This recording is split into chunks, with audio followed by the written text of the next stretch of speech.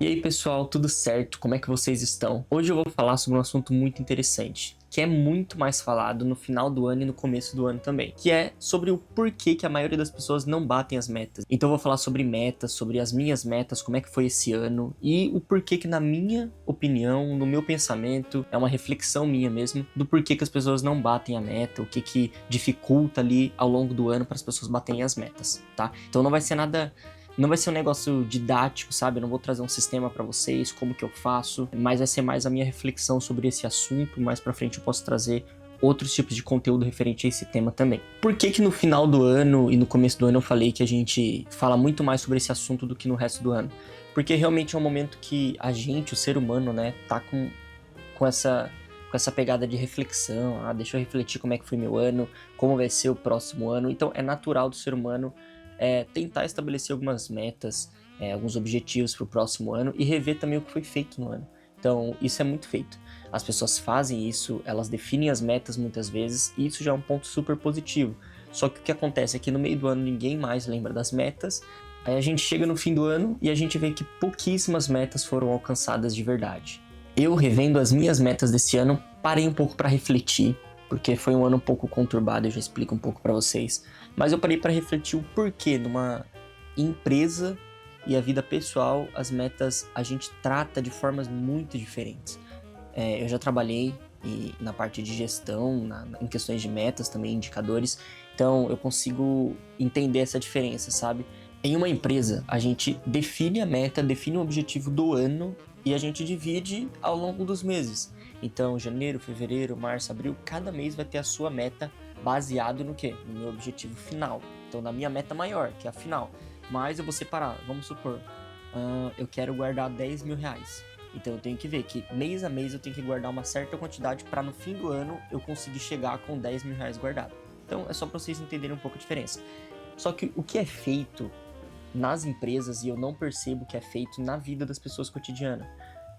A gente define a meta, a gente acompanha essa meta nas empresas e a gente faz reuniões que a gente faz, que a gente chama de reunião de análise crítica. A gente pega o indicador, a gente pega aquela meta e a gente verifica se a gente alcançou ou não aquele objetivo. Se a gente alcançou, beleza, a gente continua fazendo porque tá dando certo, mas se a gente não alcançou esse objetivo, a gente tem que gerar um plano de ação. A gente tem que verificar o que a gente fez de errado e bolar uma estratégia nova. E nas metas pessoais, eu percebo que a gente não faz isso. A gente, como eu falei no início, define as metas, mas chega lá em dezembro a gente percebe que nada foi feito.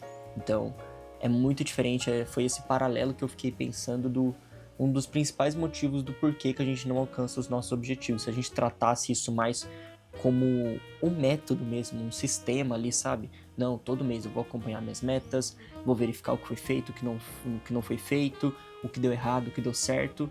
Dessa forma, acredito eu que a gente conseguiria correr um pouco mais atrás da nossa meta, chegar um pouco mais perto do nosso objetivo. Agora falando um pouco sobre as minhas metas. Para mim, 2025 foi um ano bem conturbado. Conturbado não é a palavra. Foi um ano de muitas mudanças. Eu acho que isso contribuiu para que eu não alcançasse muito bem as minhas metas. Eu sei que grande parte foi falta de organização minha, mas tiveram muitas mudanças. Então eu tive que ir me adaptando e acabou que a execução ficou fora de cogitação, de acordo com tudo que foi acontecendo.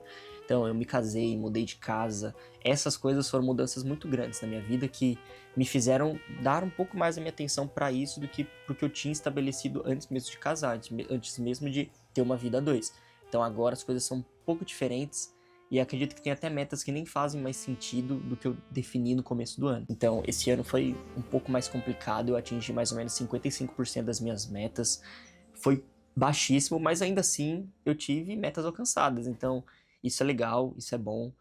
Ainda assim me dá um ânimo para começar esse ano de 2026 diferente, fazer um planejamento diferente, talvez um método diferente para conseguir alcançar no final do ano que vem uma porcentagem muito mais satisfatória. Nessa minha reflexão, eu separei 3 pontos ali que para mim foram os principais que deixam as pessoas um pouco mais distantes das suas metas e dos seus objetivos. Não só para mim, mas é o que eu vejo que impacta a maioria das pessoas. E o primeiro é definir metas irreais. Aqui esses dias eu tava até fazendo uma reunião com a minha esposa, que também tá junto comigo na nossa produtora, a Grow, e a gente tava fazendo o planejamento da empresa mesmo pro ano de 2026.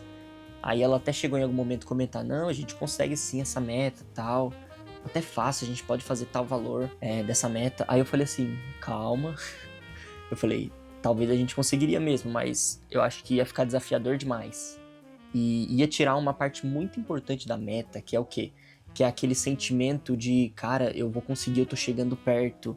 Então, aquela emoção de você realmente, eu vou me esforçar porque eu vou conseguir. Se a meta fica irreal, você vai ficar desanimado. E acabou que você não conseguiu 4 meses, você não vai querer fazer o resto do ano também para tentar atingir essa meta. Ela tem que ser ousada, mas ela também tem que ser justa. Você tem que se esforçar bastante para conseguir atingir a meta, mas ela tem que ser uma meta possível, ela não pode ser impossível, porque senão isso vai gerar o efeito reverso no nosso pensamento. Segundo ponto que eu acho que impacta é que as metas geralmente elas não são desdobradas no nosso dia a dia. O que significa isso? Vamos supor, eu tenho uma meta de emagrecer. Beleza, é uma meta muito legal, engloba a saúde, muito bom. Só que não basta ficar só nisso, né? Eu tenho que colocar alguns indicadores ali. No mundo corporativo a gente usa indicador, né? Que a gente vai acompanhando o que a gente vai fazendo diariamente, mensalmente, para atingir tal objetivo. Então, o que eu preciso fazer para emagrecer? Eu posso correr. Então, 3 vezes na semana eu vou correr. Isso daqui seria colocar no nosso cotidiano mesmo a meta. Eu tenho que ir para academia 2 vezes na semana. Isso é colocar a sua meta no seu dia a dia. Porque por mais que esses 2 indicadores não sejam o seu objetivo final, eles vão contribuir para você alcançar a sua meta de emagrecer no fim do ano. Porque é consequência uma coisa da outra. Então, se você corre, se você faz academia, muito provavelmente você vai emagrecer. E agora o terceiro, e um dos que eu acho mais importantes e o que mais fazem as pessoas realmente não alcançarem as suas metas, é a falta de acompanhamento. Eu falo isso por mim também, porque esse ano eu quase não acompanhei as minhas metas. Eu defini no começo do ano, muita coisa aconteceu, como eu falei, muitas coisas boas. Foi um ano maravilhoso, foi um dos melhores anos da minha vida. Porém, eu não fiz o acompanhamento das minhas metas. Isso fez com que eu alcançasse apenas 55% delas. O que eu acho que nós temos que fazer? Todo mês acompanhar as metas, ou semanalmente você acompanha como é que vai indo, dependendo da sua meta. Mas eu acho que tem que ter o acompanhamento. Isso é imprescindível para a gente conseguir alcançar as nossas metas no final do ano. Se não tiver acompanhamento, não tem como, entendeu? Não tem como atingir, você não tá vendo. Se você não tá ligando para sua meta, não tem como ela ser alcançada, não tem como. Eita, nós olha a iluminação mudando. Se vocês sentirem uma diferença, é porque o sol ali mudou e eu não consigo controlar o sol. E por que o acompanhamento é tão importante? Porque foi que nem eu disse no começo do vídeo também. Tem metas que eu defini lá em janeiro que pra minha realidade hoje já nem faz sentido. Então se não faz sentido, tira ela de lá, tira do papel, no sentido diferente de você executar a meta, né? Tirar do papel, excluir do papel. E tem metas que precisam até ser mudadas. Então, às vezes você só foi ousado demais ou você foi ousado de menos. Então, é importante você sempre estar revisitando as suas metas e acompanhando o que você tem feito, o que não tem feito, o que pode melhorar e se essa meta é factível ou não. Porque às vezes você chega na conclusão de que você precisa mudar a meta ou traçar uma outra rota ali para você conseguir atingir um objetivo. E às vezes a gente se pega num dilema que é, nossa, eu acho que eu não nasci com esse dom para me organizar, o que eu faço? Eu não sou do time que acha que as pessoas são um problema em si 100%, sabe?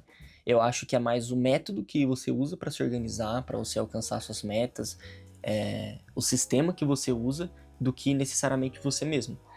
É claro que aqui a gente não pode excluir a falta de disciplina. Então, muitas pessoas erram nisso por falta de disciplina, e isso é algo que você pode treinar, isso pode ser executado de uma outra maneira, mas eu acho que o sistema é a coisa mais importante que você precisa, o seu método. Então, é entender o que é melhor para você. Se é você usar papel, caderno, agenda, todos os dias para anotar tudo, se é você usar um computador com algum sistema de verdade. Então, você vai criar isso de acordo com o que você vê que funciona para você, tá? Não é uma regra, tanto que eu não tô aqui para ser didático, para trazer uma regra, mais uma reflexão mesmo, mas eu acho que sistemas e métodos são mais importantes do que você ficar se cobrando. Eu não nasci para isso, eu não nasci para ser organizado. Eu acho que isso é de extrema importância. Desenvolve método, tenha um método, tenha uma metodologia e corre atrás disso, porque a metodologia ela vai fazer você lembrar da sua meta, você ser cobrado sobre isso, você gerar os seus planos de ação. Então, para finalizar esse vídeo, essa reflexão que eu trouxe para vocês sobre as metas, sobre os indicadores aí do ano, nossos objetivos, é que Se 2025 ensinou algo pra mim e que eu quero trazer isso pra vocês também, é que a gente precisa acompanhar melhor as nossas metas, porque assim a gente vai conseguir verificar, mudar a nossa rota ali pra ver o que a gente precisa arrumar para alcançar nossos objetivos. Eu quero convidar vocês também. Vocês já definiram as metas desse ano? Não definiram? Vão definir, converse com as pessoas que estão ao seu redor, vê o que eles acham das suas metas também, se eles te apoiam, as pessoas que moram com você.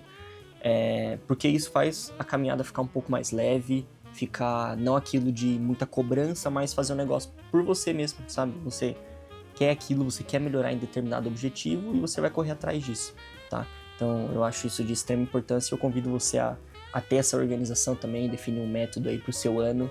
E eu acho legal ir trocando essa ideia, trazendo essas reflexões mês a mês até das metas, de como eu tenho andado com isso, porque acredito que vai ajudar bastante gente. E é isso, pessoal, que nosso 2026 seja um ano muito mais organizado do que foi 2025 e que alcancemos as nossas metas aí, os nossos objetivos para esse ano. Tamo junto, galera.